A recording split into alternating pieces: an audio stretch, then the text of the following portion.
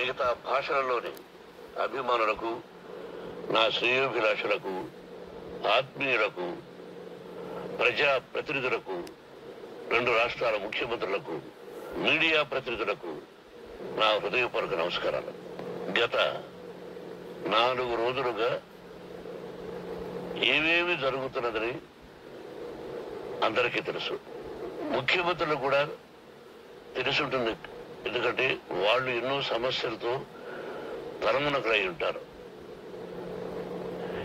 కానీ ఎవరో ఆయన పర్సనల్ సెక్రటరీస్ చెప్పుండొచ్చు. నా హృదయంలో ఉండే ఆవేదన ఏమిటంటే కుటుంబ సమస్య.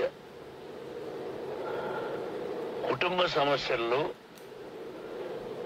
ఎవరైనా పర్మిషన్ లేకుండా ఇతరులు జోక్యం చేసుకోవచ్చా? మీరే ఆలోచించండి. 100% అనాల్సిన అవసరం లేదు. కనీసం 95-98% కుటుంబ సమస్యలు ఉంటూ ఉంటాయి. అంటే మేమంతా నటులం కాబట్టి మా విషయాలు, పాపులర్గా ఉన్న రాజకీయ నాయకుల విషయాలు, కొంతమంది ఉన్నవి లేనివి, లేనివి ఉన్నవి చెబుతూ ఉంటారు. చెప్పేవాడు కూడా ఆలోచించాలి వాళ్ళ మనసులు, వాళ్ళ కుటుంబ సమస్యలు అని. ఇదంతా ప్రజలకు తెలుసు. కానీ ఎందుకులే మన పనులు మనం చేసుకుందాం అని అందరూ సైలెంట్గా ఉన్నారు. ఇప్పుడు ప్రజలకు కూడా, కొంతమంది రాజకీయ నాయకులు కూడా ఆలోచించుకోవాల్సిన విషయం. విజువల్స్ చూడండి, టీవీల్లో వస్తున్నాయి, మీడియా, సోషల్ మీడియాలో వస్తుంది. రాత్రి 8 గంటలకు గేటు తోసుకుని నా బిడ్డ మనోజ్ కుమార్ వచ్చాడు. అది రైటా రాంగా పర్సనల్ విషయం తర్వాత మాడుకోవచ్చు. పత్రికాధిపతులు, అది పత్రికా సోదరులు 4 రోజుల నుంచి నా ఇంటి ముందు మనుషులు పెట్టుకుని, వ్యాన్లు పెట్టుకుని అలా ఉండడం ఎంతవరకు న్యాయం? నేను అప్పటికీ బయట పోతున్నప్పుడు చెప్పాను, అందరికీ నమస్కారం అయ్యా, మీకు కుటుంబ సభ్యులు ఉన్నారు, దయచేసి నా సమస్యను నేనే పరిష్కరించుకుంటాను నా బిడ్డలతో, దీన్ని చిలవన పలవన చేయొద్దండి, దయచేసి నన్ను గౌరవించండి, నేను ప్రజలకు ఏం చేస్తున్నాను ఒక విద్య ద్వారా అనేది మీకు తెలుసు. నటుడిగా మీ అందరికీ తెలుసు. ఒక రాజ్యసభ సభ్యుడిగా మీకు తెలుసు. ఎంత క్లీన్ చిట్టుతో వచ్చానో రాజ్యసభ సభ్యుడిగా. నా హృదయంలో ఉండే ఆవేదన చెప్పనలవి కాదు, మీకే చెప్పాలి. ఈ రోజున ఈ మీడియా సోదరులు ఎంత కల్పితాలు, ఎంత నెగటివిటీ నన్ను గురించి చెప్తున్నారో మీ అందరికీ తెలుసు. దానికి నేను బాధపడడం లేదు. మీరు ముఖ్యంగా తెలుసుకోవాల్సింది, రాత్రుల్లో గేటు తోసుకుని, గేటు పగలగొట్టి పర్మిషన్ లేకుండా ఎవరైనా రావచ్చా? మీరే చెప్పండి. వచ్చిన వాళ్ళు అందరూ మీడియా సోదరులా, లేకపోతే ఇంకెవరైనా నా మీద పగ, రాగద్వేషాలతో ఏదో ఒక ఛానల్ చేతులు పెట్టుకుని అలా వచ్చి ఉంటారేమో సందేహం. కానీ వాళ్లను కొట్టాలని, తిట్టాలని మనసా వాచ దైవసాక్షిగా నేను అలా ఆలోచించేవాడిని కాదు. ఎప్పుడు, ఎందుకు? వాళ్ళు ఉద్యోగస్తులు, నేను కూడా ఉద్యోగస్తునే, అందరూ కూలివాళ్ళం. భగవంతుడు ఇస్తుంటాడు మనకు కూలి. ఎవరికి ఏమిటనేది ఆయన నిర్ణయిస్తాడు. ఇది మీ అందరికీ తెలుసు. వాళ్ళకు నేను చెప్పినా వినకుండా ముందు నమస్కారం పెట్టాను. అయినా అతను నేను కొట్టామనే చెప్తున్నారు తప్ప, మైక్ తీసుకెళ్లి నోట్లో పెట్టాము, నా కన్ను పోవలసింది. కన్ను పోయి ఉంటే అప్పుడు నేను కేసులు పెట్టాను. అది నా కన్ను పోలేదు, కొంచెం తగిలింది కంటి కింద, నేనే ఎస్కేప్ అయ్యాను. లేకపోతే నా జీవితం గుడ్డిదయ్యేది. అతనికి తలగాదు, చెంప మీద తగిలిందన్నారు. ఓకే, ఆ చీకట్లో ఎలా జరిగిందన్నది వాస్తవమే.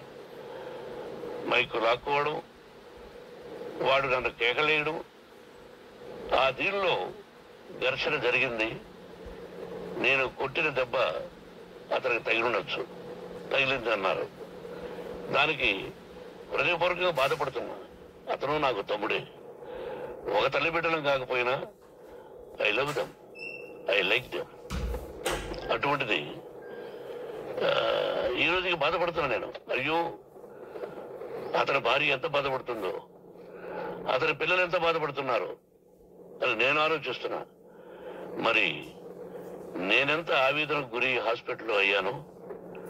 నటించింది సినిమాలో నటిస్తాను తప్ప నిజ జీవితంలో నటించాల్సిన అవసరం లేదు. నాకున్నది ఒకటి ధైర్యం, సాహసం. నీతిగా, న్యాయంగా, ధర్మంగా బ్రతకాలన్నది నా ఆలోచన. ఎందుకు కొట్టాలి?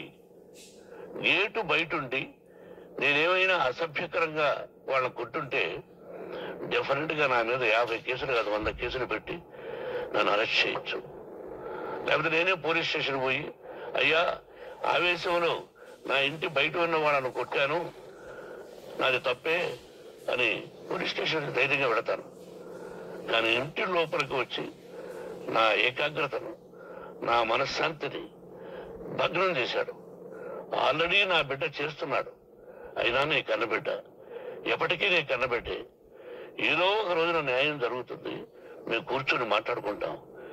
దీనికి మధ్యవర్తుడు అక్కర్లే.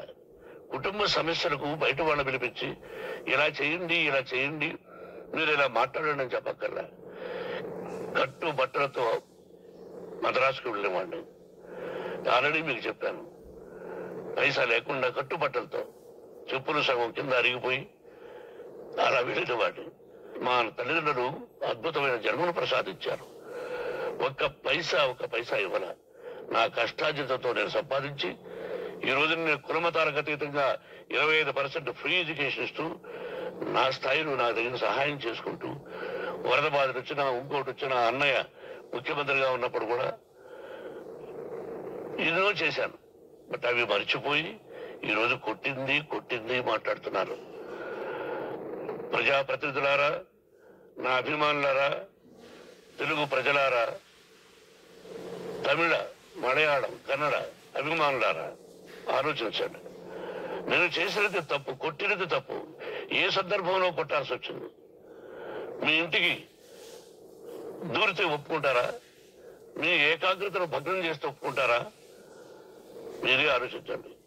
న్యాయాధిపతులు కానీ, ప్రజాప్రతినిధులు కానీ, అభిమానులు కానీ, వ్యాపారస్తులు కానీ, ఇదే మీడియా ప్రతినిధులు కూడా వాళ్ళ ఇళ్లకి ఎవరైనా దూరి, మమ్మల్ని గురించి ఇలా రాశావు అని ఆ ఇళ్లకి ఒక 10 మంది వెళితే వాళ్ళు దండం పెట్టి పంపిస్తారని, ఇదే మీడియా ప్రతినిధులు కూడా వాళ్ళ ఇళ్లకి ఎవరైనా దూరి, మమ్మల్ని గురించి ఇలా రాశావు అని ఆ ఇళ్లకి ఒక 10 మంది వెళితే వాళ్ళు దండం పెట్టి పంపిస్తారా? ఏం చేస్తారు చెప్పండి. మీకు టీవీలు ఉన్నాయి, మాకు టీవీలు లేవు. నేను కూడా రేపు టీవీ పెట్టచ్చు. అది కాదు గొప్ప. నా హృదయపూర్వకంగా చెప్తున్నా, అతని మనసును బాధ పెట్టినా అతను గాయమైన దానికి చాలా చింతిస్తున్నాను. చింతించిన లాభం ఏమిటండి అంటే, మరి ఏం చేయాలి? మీరు చేసిందంటే మళ్ళీ చెప్తున్నా, అసలు అతను నిజంగా జర్నలిస్టా కాదా అని ఆ చీకట్లో నాకు ఎలా తెలుస్తుంది? టీవీ నైన్ నాకు ఎలా తెలుస్తుంది? ఏదో ఒక కంటి మీదకి ఒక మైక్ వచ్చింది, దానికి అబక్కం లాక్కున్నాను. ఇది వాస్తవమే, అసత్యం కాదు. అది టీవీ నైనా, ఆ టీవీ నైన్ మైక్నే లాక్కోవాలి. అది ఏంటంటే నేనేమన్నా మూర్ఖున్నా? వాళ్ళందరూ నాకు కావలసిన వాళ్ళే. ఈ రోజున ఆ రజనీకాంత్ అతను కూడా ఎన్నో ఫోన్లు నేను చాలా సందర్భాల్లో మాట్లాడున్నాను. ఇట్స్ లైక్ మై సన్నా లేకపోతే బ్రదరా, అలా ఉంటాం. మరి ఈ విషయంలో మాత్రం మీరు అందరూ అంటే మీరు చేసినది తప్పు అని మీరు ఒక్కరు అనలేదే. కానీ జర్నలిస్టు సోదరులు ఒక ఆడపడుచు, దాదాపు ఒక 5-6 మంది ఆడపడుచులు, ఒక 5-6 మంది సోదరులు, వాళ్ళందరూ మాట్లాడారు. కొట్టడం తప్పైనా ఏ సందర్భంలో కొట్టవలసి వచ్చింది, ఇవన్నీ క్లియర్ గా మాట్లాడారు. ఆయన్ని మీరు చెప్పరు. కాబట్టి పైన భగవంతుడు చూస్తున్నాడు. పోలీస్ అంటే నాకు ఇష్టం. ప్రజలను కాపాడవలసిన బాధ్యత వాళ్ళకి, రక్షణ కల్పించవలసింది. నా విద్యాలయానికి కూడా IPSలు, IASలు అయిన విద్యార్థులు ఉన్నారు. వాళ్ళకు న్యాయం ధర్మం నేర్పించి పంపించాను ఆ ఇన్స్టిట్యూషన్లో. But they are perfect. కొంతమంది ఐపీఎస్లు, ఐఏఎస్లు, డీసీపీలు ఇలా చాలా మంది ఉన్నారు. బట్ ఎక్కడెక్కడో పనిచేస్తున్నారు. వాడు నా బిడ్డలు. మరి వాళ్ళు కూడా పోలీసు ఉద్యోగస్తులే కదా, న్యాయంగా ఉన్నారు కదా. కానీ ఇక్కడ మాత్రం ఏకపక్ష నిర్ణయం. ఏమి చేస్తున్నారో మీరే ప్రజలారా చూడండి, ఆలోచించండి. నేను న్యాయమా అన్యాయమా? నేను చేసింది